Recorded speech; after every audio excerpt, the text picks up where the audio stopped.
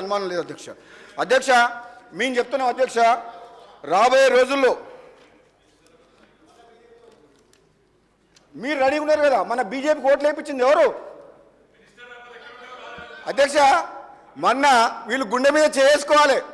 ఉదయం 9 గంటల వరకు మన పార్లమెంట్ ఎలక్షన్లు పోలింగ్ అయితే నేను ఊళ్ళలో తిరుగుతున్నా.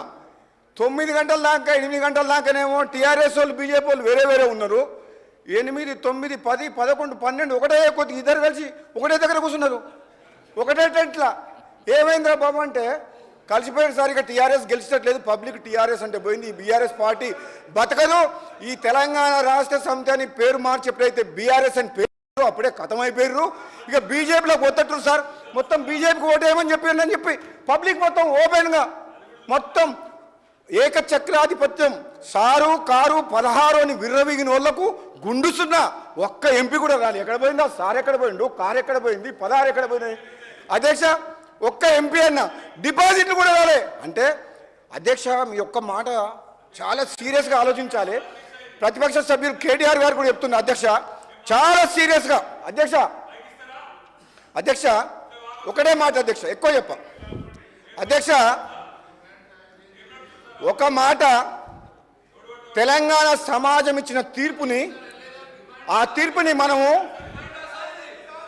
తీర్పుని ఒకసారి చేసుకోవాలి అధ్యక్ష. ఏమని 10 ఏళ్ళు పరిపాలించిన ఒక ప్రాంతీయ పార్టీ ఈ భారతదేశ చరిత్రలో అసెంబ్లీ జరిగిన ఎన్నికలు జరిగిన 6 నెలల జరిగిన ఎన్నికల్లో ఈ విధంగా డిపాజిట్లు రాకుండా ఒక్క సీటు కూడా లేకపోయిందంటే ఎంత తప్పులు చేసిండ్రు, అధికారాన్ని అడ్డం పెట్టుకొని ఎంత దోసుకున్నారు, ఎంత దుర్మార్గంగా చేసిండ్రు అనేది ఆ మొన్నటి పార్లమెంట్ రిజల్ట్ అప్పుడు.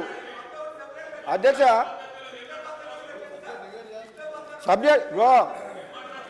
రాజేశ్వర రెడ్డి గారు మీ బాసు మీ ముఖ్యమంత్రి గత ముఖ్యమంత్రి గారు గంటలు మమ్మల్ని కూర్చోబెట్టి స్పీచ్లు ఇస్తుంటే విన్నాం.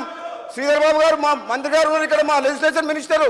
అధ్యక్ష మమ్మల్ని నోరు మూపియడం కాదు అధ్యక్ష, ఆయనకప్పుడు అట్లా కాదు.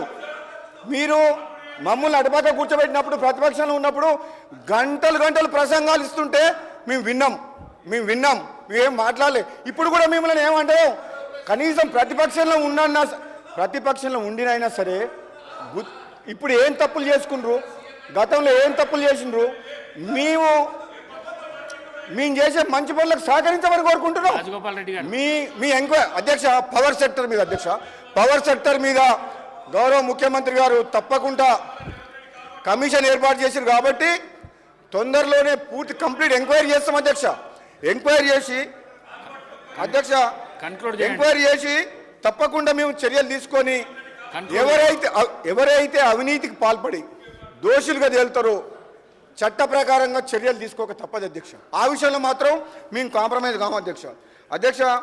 నేను వీళ్ళందరికీ కూడా మన ప్రతిపక్ష సభ్యులు నిన్న జగదీశ్వర్ రెడ్డి గారు అధ్యక్ష ప్రెస్ మీట్ పెట్టి ఇష్టం వచ్చినట్టు మాట్లాడుతుంటే నన్ను ఆయన నాకంటే ఏజ్లో పెద్దోడు కాబట్టి గౌరవం ఉంది అధ్యక్ష, మంత్రిగా 10 ఏళ్ళు పనిచేసింది కాబట్టి. మీ ద్వారా మాజీ మంత్రులకు కానీ ప్రతిపక్ష సభ్యులకు ఒకటే చెప్తున్నా అధ్యక్ష, లాస్ట్ ముగించే ముందు వన్ లైన్ అధ్యక్ష, మీరు ఇక్కడ ఏండి మీరు అధ్యక్ష, వీళ్ళకి నా సూచన ఏంటంటే అధ్యక్ష మీరు అధికారం చూసిండ్రు అంటే అధికారం అనుభవించిండ్రు. మీరిప్పుడు ప్రతిపక్షంలో ప్రజలు తీర్పిచ్చిన ప్రతిపక్షంలో ఉన్నారు.